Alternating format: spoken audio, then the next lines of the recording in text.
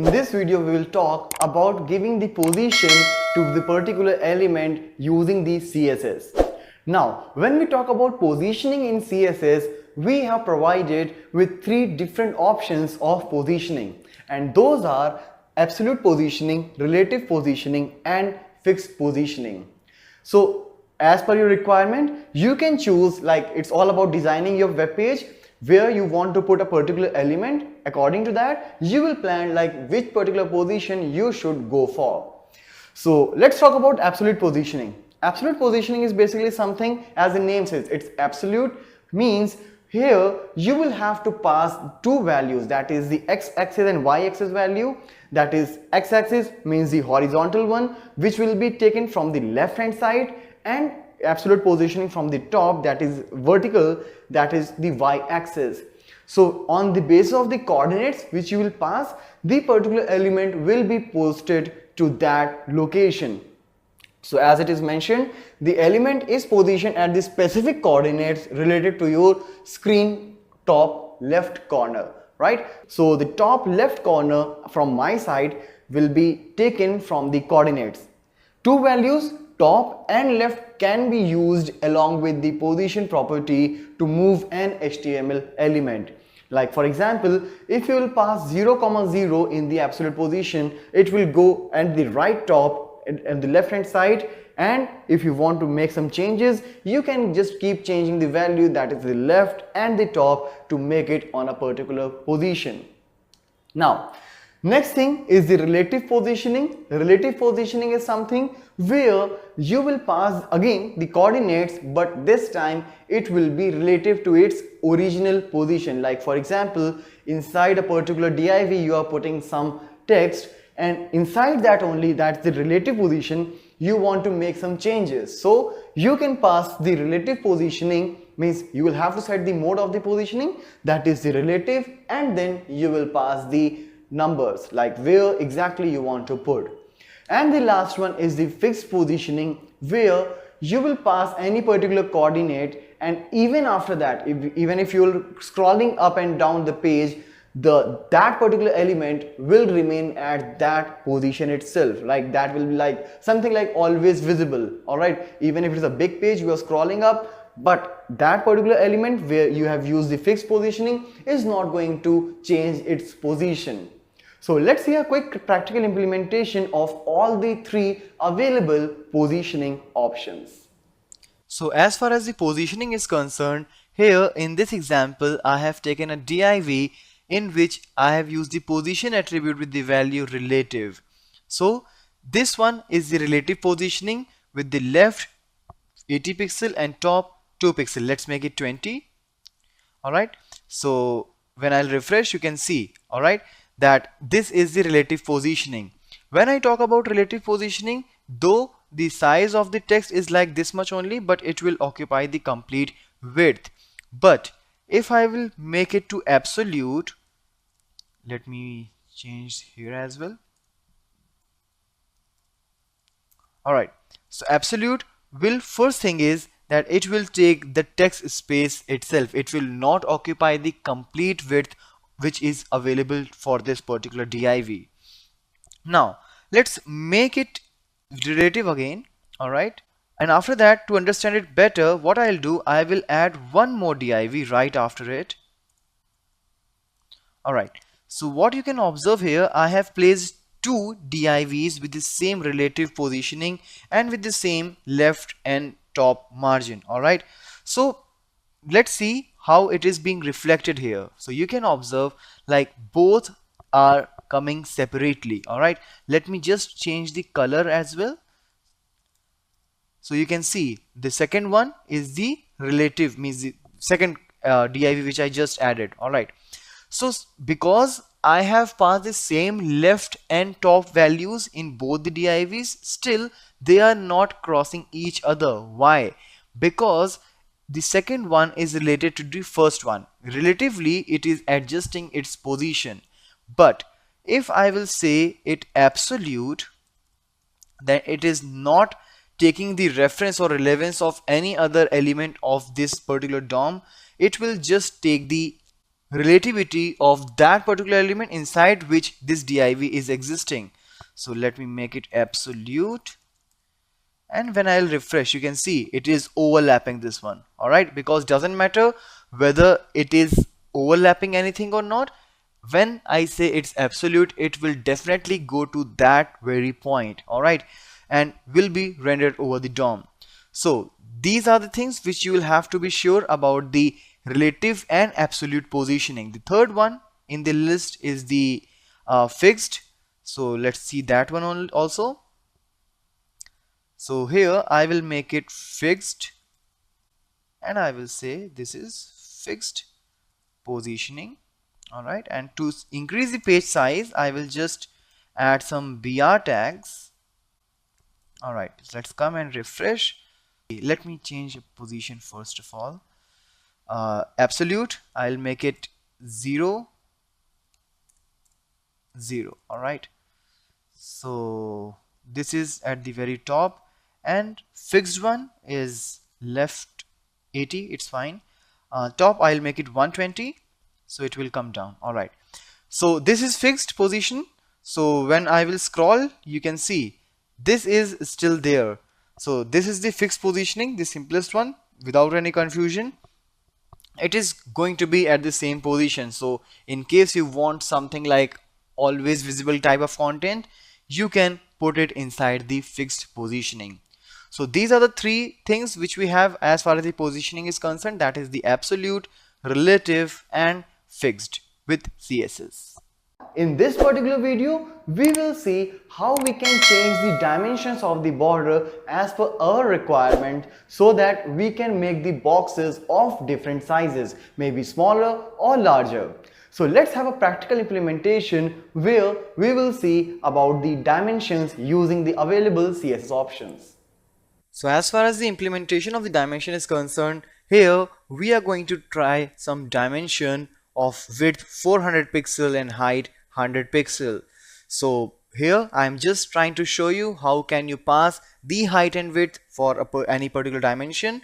So let's save it, and here you can see like, okay, this is the dimension of height 100 pixel and width 400 pixel.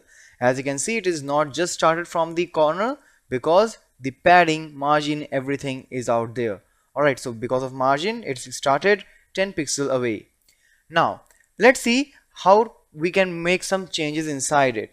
So basically we can also pass something like the minimum height, minimum width, or maximum height, maximum width. So in that particular context, here in this particular example, I'm passing maximum height. Means doesn't matter the content which you are putting inside, but the maximum height which this particular box will take will be of about 10 pixel. So obviously we have a lot of things here. We have some number of lines. After that, after some line breaks, we have an image. So probably all those things will not be a part of the maximum height 10 pixel, but still the line, the height of that particular box will remain as it is. So let's refresh and see. So here you can clearly see like this is the 10 pixel height, but still all the content is not inside that. So if you want to restrict in any particular circumstances, you can use the minimum height or maximum height. Similarly, I can do that for minimum height as well. So minimum it will be 10 pixel, but maximum it can take up to the content. Alright, so now you can see the content is here, so the box size got changed. And mind it, the image is outside the paragraph obviously, so it will not, the box will not cover the image part. Similarly, let's say minimum height is 100 pixel, and let's remove some of the things inside. Like I will remove a couple of lines, I'll refresh, but even you see the content is less, but as I said, the minimum height is 100 pixel. It will take 100 pixel whether it is required or not. And very similarly, we have the concept for minimum width and maximum width as well. So let's say I'll say maximum width is 400 pixel. I'll just remove this minimum from here. I'll just take the default 100 pixel height. Alright, now if I will put some shorter width. Alright, so now maximum width is 40 pixel. The content is not able to adjust inside, but still you can see somehow it managed, because maximum width which you can pass here is 40 pixels. Similarly, if you want, you can pass the minimum width as well. So minimum it's 40, but if content demands more, it can goes up to more. Alright, so these are the various changes which you can make while creating a box with some dimensions for a specific content of your DOM. Now, in this video of CSS3, we will see how to make the rounded corners from any border. So far, we were going through the strictly rectangular shaped borders, but now we can make the edges, means the corners of those particular rectangles, as rounded. If you want, you can go for the same radius for all the 4 corners, and if you want, you can make the different radius for all. So let's see what all options are available here to make any particular box with the rounded corners. So let's start the practical implementation now. So with the reference of the rounded corners in CSS3, here in this implementation, I have added 3 elements inside the style element, and these are basically the ID selectors. So what I have done inside, like in the first R corners one, I have passed the border radius. This border radius is something which is new in CSS3 and which wasn't there in CSS, but still you can see the syntax is exactly the same. So that is the only new thing. Apart from that, the background which was already there, padding, width, height, everything was there also in the CSS, but here the border radius is the new attribute which I have passed. So basically what I am doing here inside, I'll just pass the background color, which is somewhat greenish color would be, and nothing else.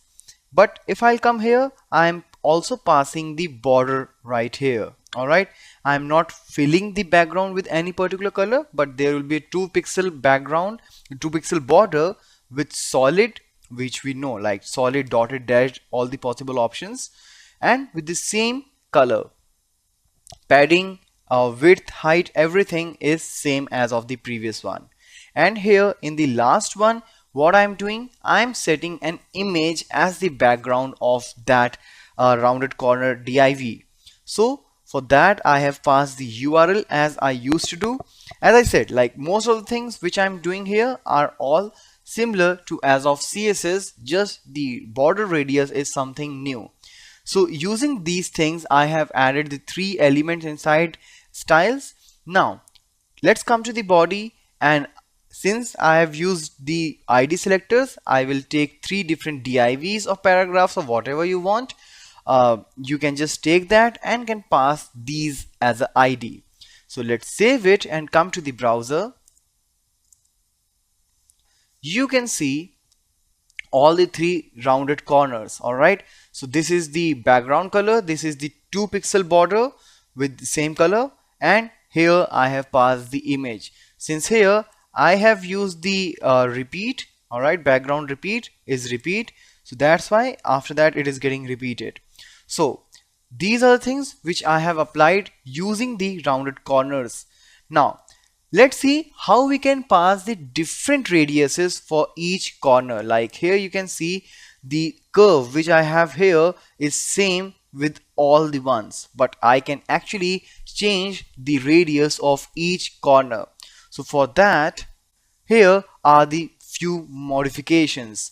Like I just passed single value in the border radius in the previous example, but now I am passing 4, 3 or 2 values. So let's see what is the difference. So as you can see, there are 4 values. So basically the 4 values will mean, that means different values for each corner. So let's save it and come to the browser again. Let's refresh, and here you can observe that 5 pixel, which is the smallest one, which belongs to this particular corner. Next is the 30. So here you can see 30 pixel. Then it comes to 50, this one, and then 15, this one. Alright, means starting from here 1, 2, 3 and 4. All 4 radiuses are different. But if I'll go for only 3 values, then obviously one will be sharing with some other corner as well. So here you can observe like this and this. These two corners are same, which are having 50, the common value. 15 is 15, that's the first one. Alright, 50, second one, 30, the third one as of the top, and since there is no value for this one, so these opposite diagonal corners will share the value. That means 50 radius for both. And when there are only two values, so obviously 15, 15 and 50, 50. Alright, so these are the ways using which you can use the rounded corners feature, which is newly added in CSS3. Now, in this particular video, we will see how to work with the visibility of any particular content in your web page. Maybe at the runtime you come across a situation where you want to make some particular text visible at runtime, or maybe you want to make it hidden at runtime. Along with that, you may also want to make it collapse or expanded. So let's see a practical implementation of how to work with the visibility of any particular element in a web page practically. So as far as the visibility is concerned, here I have taken a couple of paragraphs in which the first paragraph tag is the normal one, means as the normal text it will be visible over the browser, while the another paragraph is decorated with the style where visibility is set to hidden, means this particular text will not be visible over the browser. So let's save the changes and come to the browser, and here you can see only the first paragraph with the text this paragraph should be visible in normal way is visible in browser, but the other one is not. So basically if you don't want to show anything, that doesn't matter, like you can just remove that from the text.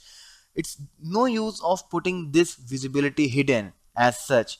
But if at the runtime you want to show or hide some of the content, then definitely it is going to help you.